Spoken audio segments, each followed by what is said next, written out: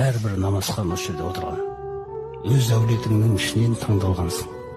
Басыңыздан сипау үшін таңдалған жоқсың. Жауапкершілікті ілу үшін таңдаған сізге. Білім ізденесің ба? Тәжірибе жинайсың ба?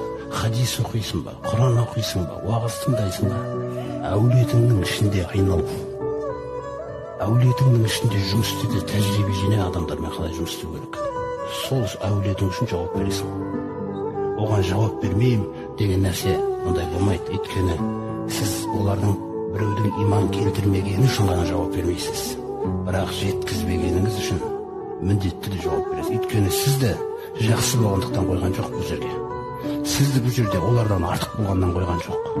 Бірақ сізді осы шүкіршіл болар деп сізге рахмет түсті, бітті. Ешқашан сіз олардан өзіңді артық санай алмайсың. Олармен осылай сөйлесіп, өз әулетіңнің ішінде Аллаңды, пайғамбарыңды сол жақта танып жұмыс